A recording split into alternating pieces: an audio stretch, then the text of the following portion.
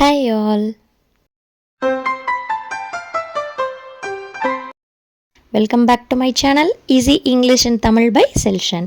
இன்றைக்கி நம்ம என்ன பார்க்க போகிறோம் அப்படின்னு பார்த்தீங்கன்னா virtually ட்ரூவில் இருக்க இம்பார்ட்டன்ட் கொஷின் ஆன்சர்ஸ் பார்த்துடலாம்.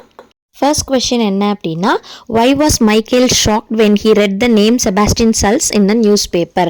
அதை பார்த்த உடனே ஒரு மாதிரி ஷாக் ஆகிட்டான்ல, ஏன் அப்படின்னு கேட்குறாங்க. ஏன் அவன் பார்த்து ஷாக் ஆனான் அப்படின்னு பார்த்தீங்கன்னா, அது அவன் என்ன நினச்சிட்டு இருந்தான் அப்படின்னா, அது கேமில் இருக்கிற ஒரு வர்ச்சுவல் கேரக்டர்னு நினச்சிருந்தான், காப்பாற்றிருந்தான். பட் இப்போ படிக்கும் போது தான் தெரியுது அது ஒரு கேம் கேரக்டர் கிடையாது, ரியலான ஹியூமன் பீயிங் அப்படின்னு சொல்லிட்டு. அதனால தான் மைக்கேல் என்ன பண்ணா, அந்த நியூஸ் பேப்பர் இதை பார்த்த உடனே படித்த உடனே ரொம்ப ஷாக் ஆயிட்டான்.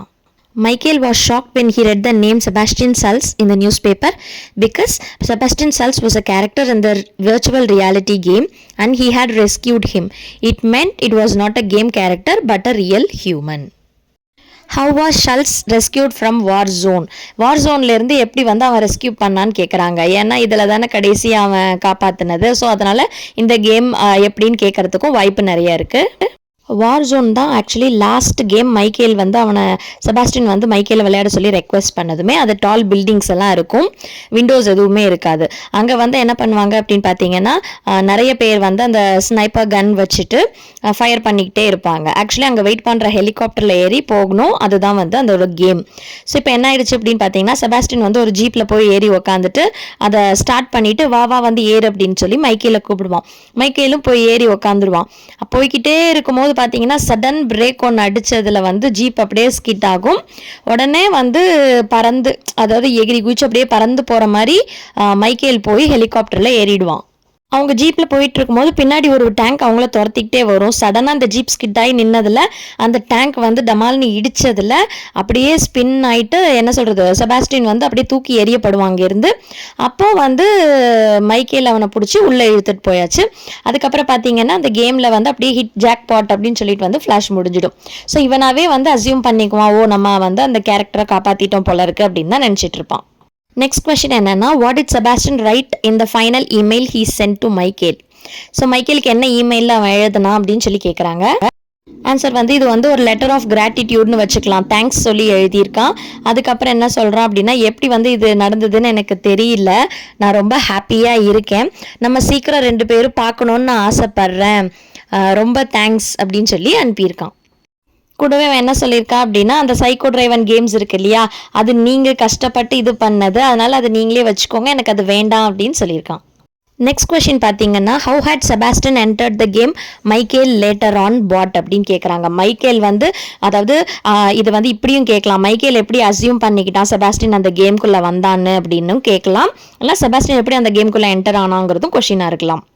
ஸோ இதுக்கு ஆன்சர் பார்த்தீங்க அப்படின்னா, ஆக்சுவலி செபாஸ்டின் ஆக்சிடென்ட் ஆக போகும்போது அவனோட லேப்டாப்பை வச்சுக்கிட்டு அவன் சைக்கோ டிரைவன் கேம்ஸ் விளையாண்டுட்டு போயிட்டு இருக்கான்.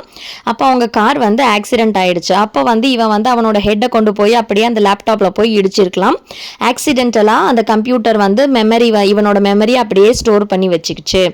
அப்புறம் இவன் ஹாஸ்பிட்டலில் இருக்கும் போது அவங்க அம்மா ரிப்போர்ட் சொல்லும் போது தான் தெரியும் அந்த லேப்டாப் யாரோ திருடிட்டு போயிட்டாங்கன்னு. மேபி அந்த கேம்ஸ் இருக்கு இல்லையா, அந்த திருடின அந்த ஹார்ட் டிஸ்க், அந்த மெமரி, அந்த இதை யாராவது கம்ப்யூட்டர் ஃபேரில் வித்திருந்துருக்கலாம். ஸோ அது மைக்கேல அவங்க அப்பாவும் போய் வாங்கினாங்க இல்லையா அந்த ஃபேரில், அப்படி தான் இருக்கும் அப்படின்னு சொல்கிறாங்க. நெக்ஸ்ட் கொஷினும் சேம் கொஷின் தான், பட் கேட்ட விதம் கொஞ்சம் டிஃப்ரெண்ட்டாக இருக்குது. ஸோ இதோட ஆன்சர்ஸுமே பார்த்தீங்கன்னா இன்னுமே கொஞ்சம் டிஃப்ரெண்ட்டாகவே எக்ஸ்பேண்ட் பண்ணி எழுதி கொடுத்துருக்கேன், செக் பண்ணி பாருங்கள். ஸோ இதுலேயும் நம்ம அதே தான் எழுதியிருக்கோம். அவன் என்ன பண்ணியிருக்கான், இந்த இன்னும் டீட்டெயிலாக கொடுத்துருக்கோம் பாருங்க. செகண்ட் லைனில், his memory was saved in the memory of his laptop, thought he went into a coma because of severity of the accident.